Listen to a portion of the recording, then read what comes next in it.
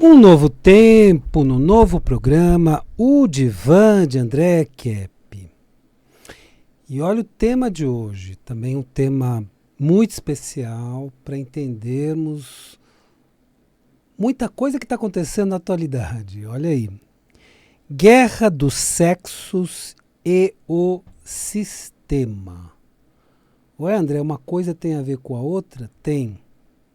Então, guerra dos sexos e o sistema. Antes eu vou fazer uma rápida apresentação minha. Eu sou doutor em psicologia social pela USP, mestre em psicossomática pela PUC, psicanalista e psicólogo. Pois é, o feminismo, no início do século passado, não provocava uma guerra entre os sexos. Vamos lembrar, eu vou trazer todos esses dados para vocês. Vocês, meus ouvintes, muitas vezes estudam depois, se aprofundam, etc. Houve uma autora chamada Simone de Beauvoir. Ela escreveu um livro chamado O Segundo Sexo. E nesse livro, ela praticamente funda o feminismo do século XX. Só que ela entendia que tanto homens quanto mulheres deveriam se unir para lutar contra um sistema opressor. É uma linguagem bem anos 60, né? Mas que é válida até os dias de hoje. É que nos anos 60 se tinha mais consciência desse sistema opressor do que se tem hoje. Então, ela conclamava, né, até para que os homens e mulheres se unissem e lutassem contra todo tipo de opressão, porque na época o homem era oprimido no ambiente de trabalho e a mulher no seu ambiente de casa. Então havia uma dupla opressão e ela sabia disso e fez textos maravilhosos. O mais importante foi O Segundo Sexo, que fundava o feminismo, só que fundava o feminismo numa atitude de união. E isso é muito importante, esse ponto em primeiro lugar. Agora, depois veio um feminismo que se chamava feminismo radical, nos anos 1970. E tudo se modificou. Então, de um feminismo que procurava unir a mulher ao homem, que procurava libertar a mulher da opressão, sim, mas também ajudar o homem a se libertar da opressão. Então, era um feminismo bem focado. Olha, o problema nosso não somos nós mulheres, nem vocês homens, o problema é o sistema que nos oprime. Então, essa era uma posição muito clara dela. Vejamos o que aconteceu e como isso influencia a nossa sociedade até nos dias de hoje. Então, o primeiro feminismo de Simone de Beauvoir não separava os casais, unia homem e mulher. Agora, o segundo feminismo, o feminismo radical, já era diferente. O culpado é o homem. Então a mulher tem que lutar contra o homem, o inimigo é o homem. Tirou o sistema da jogada, né, o sistema opressor da jogada, e começou a guerra dos sexos aí. Então o problema não é um sistema injusto e opressor, o problema é o homem. E aí começou a guerra entre os sexos. Vamos lá ver com mais dados, né, tudo isso que eu vou colocar hoje. Você pode pesquisar depois, você pode fazer suas pesquisas e chegar também às suas próprias conclusões, que evidentemente podem ser diferentes da minha, evidentemente, né? Quando a filósofa e escritora Simone de Beauvoir escreveu o livro O Segundo Sexo, olha a data, em 1949, né, praticamente anos 50, né? Então, ela queria que homens e mulheres agissem unidos contra o sistema opressor. Antes que você diga assim, André, mas que fantasia do passado, o sistema opressor, isso não existe. Veja bem, Hoje temos termos mais atualizados, né? E eu vou até citar um livro que eu gosto muito, né? Se chama Os Donos do Mundo. Daqui a pouco eu vou falar de uma jornalista maravilhosa chamada Jimenez, escrito em português Jimenez, né? Mas que demonstra tudo isso de uma forma muito clara. Quem que é o sistema? Quais são os donos do mundo? Em que grupos eles se organizam e tudo mais. Então o sistema não era uma fantasia dos anos 60. É que nos anos 60 se tinha mais consciência disso. E hoje, praticamente, a consciência disso se diluiu. Ou seja, ela não propunha que as mulheres ficassem contra os homens. Então a proposta não é brigue com os homens, lute com os homens, entre em guerra com os homens. Muito pelo contrário, que ambos agissem juntos contra esse sistema opressor. Então, ambos juntos, unidos, lutando contra o sistema opressor. Agora, nos anos 1970, o feminismo radical não colocava mais o sistema como inimigo. Não, o inimigo não é o sistema. Não, não é nada disso. O inimigo é o homem. Pronto. Aí começa a guerra entre os sexos. Então, seu inimigo não é um sistema que oprime todo mundo, homens e mulheres. Seu inimigo é o próprio homem. Vai lá na sua casa e briga com ele. Claro que não está escrito isso, mas isso fica dedutível, né? Isso fica óbvio depois que eu ler um texto desse. Se seu inimigo é o homem, você chega em casa, tem um companheiro, a ideia é brigar com ele, porque ele que te oprime, porque ele te faz mal. Ele destrói a sua vida. Então essa é a ideia que ficou a partir do feminismo radical. Então, este feminismo radical não colocava mais o sistema como um inimigo comum. Mas os homens patriarcas e machistas é que seriam os inimigos das mulheres. Veja bem, o machismo está errado mesmo. Então, ninguém vai defender aqui o machismo está errado.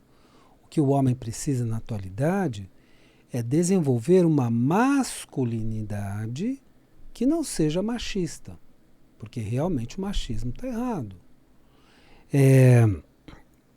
O patriarcado, mas o patriarcado, vamos entender, já não existe mais, né? Então a sociedade já não é mais patriarcal. Ela foi patriarcal até, no máximo, século XX.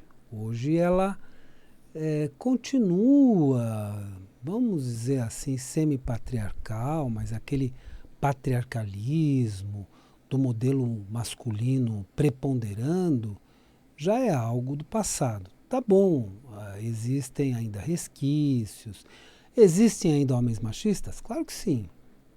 Existem ainda homens que agem como se estivessem na época do patriarcado, mas é claro que sim. Mas precisa haver uma modificação nesses homens, né, para um novo modelo de masculinidade, sem machismo, né? Enquanto Simone de Beauvoir conclamava as mulheres para se unirem aos homens e a lutarem contra o sistema, então, como eu disse, se unam os homens e vamos lutar contra o sistema, mas unidos, né? O feminismo radical colocava as mulheres contra os homens, porque os homens seriam os inimigos. E aí que começa essa famosa, né, e tão falada guerra entre os sexos. Então a mulher passou a ver o homem, o seu companheiro, o grande inimigo. E aí se vê o companheiro, o grande inimigo, mesmo antes de se unir, de se casar, juntar os trapos, morar junto, aquela coisa toda, mesmo antes disso tudo, ela já vê como inimigo. Então já parte para um relacionamento no qual ela está casando com o inimigo. Que nem naquele filme, né? Dormindo com o inimigo, né? Então já parte desse pressuposto. Este homem pode ter problemas? Pode. Esta mulher pode ter problemas? Pode. Então os dois podem ter problemas. E aí uma separação se torna justificável em grande parte dos casos? Claro que sim. Mas havendo problemas que impeçam, né, um casamento, um relacionamento.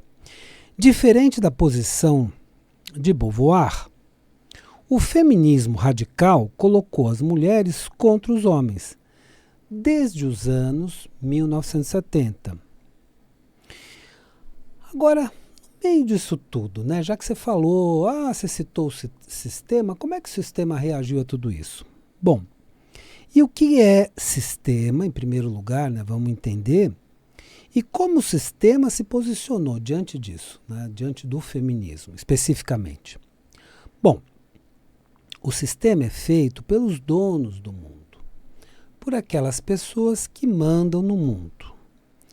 Quem manda no mundo, a partir do poder econômico, principalmente, e político, é o sistema. Então, o que é o sistema? São os bastidores do poder econômico e político. Todas as tramas mesmo, né, do poder econômico e político. Bastidores desses poderes. Um bom texto sobre isso é o livro Os Donos do Mundo. Esse é um livro que vale a pena. Olha aí, é uma dica boa. Da jornalista Cristina Martim Jimenez.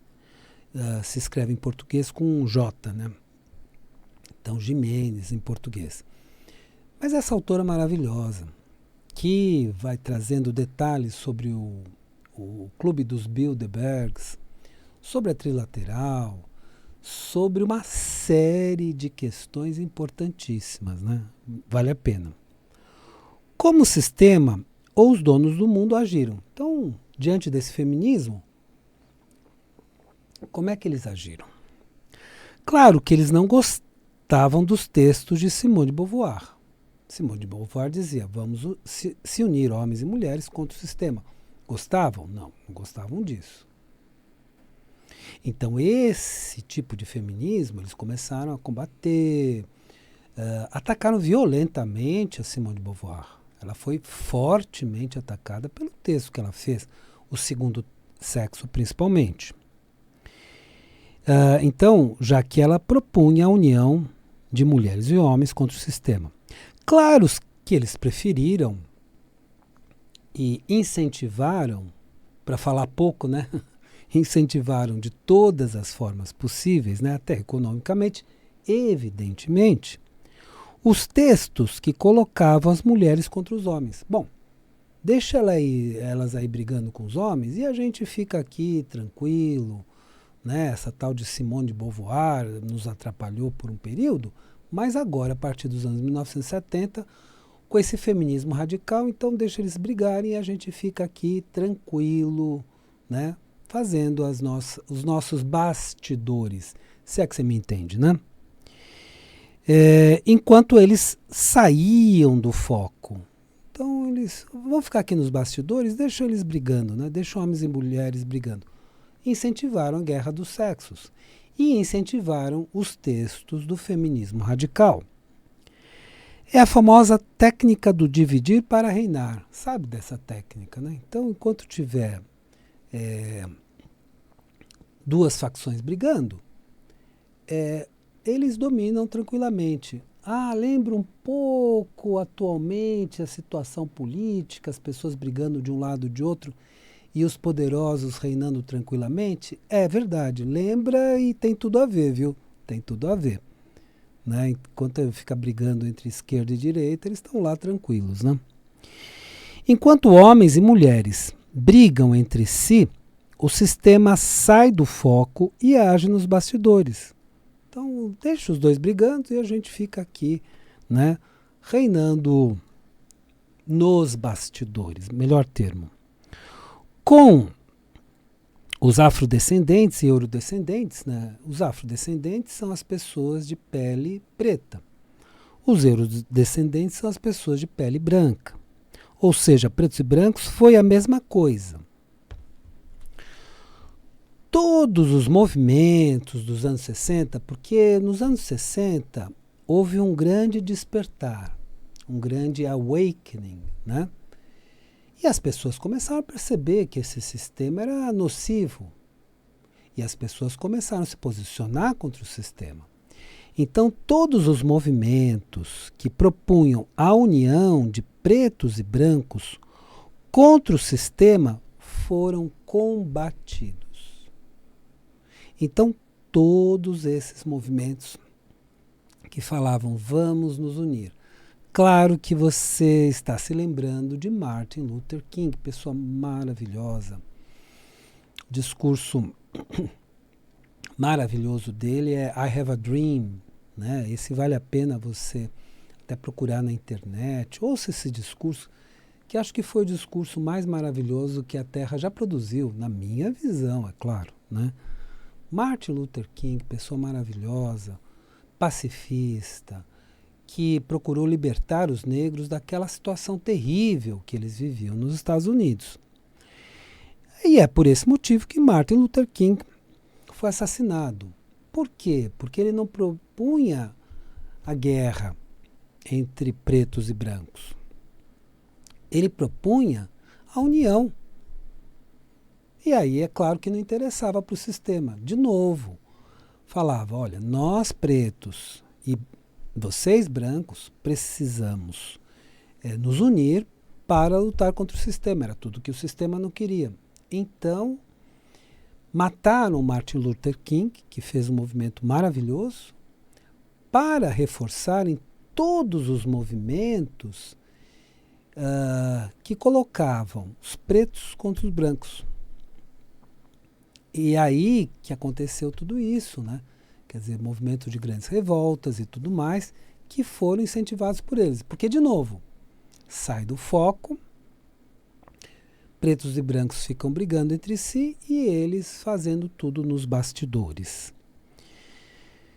Porque ele era um pacifista, Martin Luther King, e lutava para a união entre pretos e brancos contra o sistema opressor. E isso eles não gostavam, porque aí estava no foco. Então eles mataram Martin Luther King, mas permitiram todos os movimentos dos pretos contra as pessoas brancas. E recentemente o sistema tem incentivado uma outra guerra. Talvez você já tenha percebido, talvez não. Entre filhos e pais. Então, colocando especialmente os jovens contra os pais. Ao invés de incentivar a união familiar, então, ao invés de dizer assim, não, se una seu pai, claro que ele é de outra geração, ele vai ter dificuldade com alguma questão de tecnologia, vai ter dificuldade com isso, mas vamos incentivar a união familiar. Não. A harmonia familiar poderia incentivar? Não. Entre filhos e pais. Os donos do mundo, dentro do seu lema dividir para reinar, incentivam estudantes jovens a irem contra seus pais, dizendo que eles são obsoletos, antigos e ultrapassados. Então, não, esquece o que ele tem a te dizer. Agora nós temos uma nova forma de pensar. Esquece eles, deixa eles falando. E melhor do que isso, começa a entrar em confronto com eles, porque eles não vão dominar vocês. Vocês têm o direito de se sublevarem. Briguem com eles. Então, outra guerra incentivada pelo sistema. Porque, de novo, filho brigando com pai, pai brigando com filho, filha brigando com mãe, mãe brigando com filha, e aí eles ficam de novo fora do foco. Então os inimigos são os pais, as mães, e não o sistema opressor. e não os donos do mundo. Então é uma estratégia deles sempre para sair do foco. Agora, como podemos parar essa guerra dos sexos? Como podemos parar com isso e não ver nos vários locais em que temos casais, né? Hoje temos casais homoafetivos e todo respeito aos casais homoafetivos, mas em todos os lugares que temos casais, uma briga incessante, uma convivência quase que impossível. Como que podemos parar essa guerra entre os sexos? Lembra da proposta de Simone de Beauvoir? É só voltarmos à proposta de Simone de Beauvoir e buscarmos uma união maior entre homens e mulheres. Vamos nos unir. Ao invés de ficar nesse dia a dia de guerra entre os sexos, né? Então a mulher vendo como maior inimigo da vida o homem, e às vezes o homem também vendo a mulher como inimiga, dentro de várias circunstâncias, né? Então, cada um vendo o outro como grande inimigo na própria vida. Vamos sair dessa posição e vamos buscar uma posição de união. Você imagina a força dessa união entre o masculino e o feminino?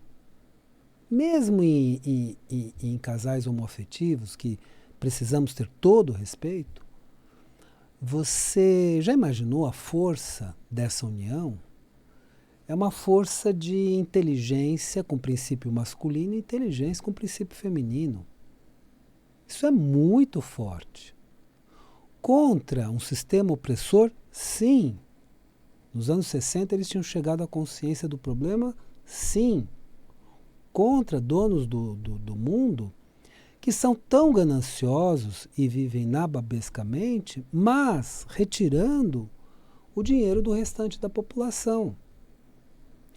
Quando você tem 8 pessoas que têm metade do dinheiro do mundo, vou repetir, 8 pessoas têm metade do dinheiro do mundo e a outra metade fica com a outra metade do dinheiro, a outra metade do planeta, eu diria, a outra metade do dinheiro fica com 8 bilhões de pessoas, alguma coisa errada tem, não tem? Ou seja, está injusto, não está? E essas pessoas, ao invés de procurarem uma justiça maior, essas pessoas procuram ficar cada vez mais bilionárias e retirar da outra metade do dinheiro, né, de 8 bilhões de pessoas, mais e mais e mais. Então, essas pessoas se tornaram sanguessugas, ervas daninhas. Não digo todos, porque alguns no meio disso se conscientizaram e mudaram. Tomara que todos se conscientizem, todos mudem. Tomara, rezo para isso. E entendermos que a nossa luta é contra um sistema injusto, contra esses donos do mundo. Claro que precisaremos superar todo o machismo e buscar uma masculinidade saudável e uma feminilidade saudável. Espero que o programa de hoje tenha sido interessante para você e lembre-se, a vida é sabedoria. A cada momento entenda o seu significado. Neste novo tempo, no novo programa O Divã de André Kepp, eu desejo uma excelente semana para você e até a semana que vem.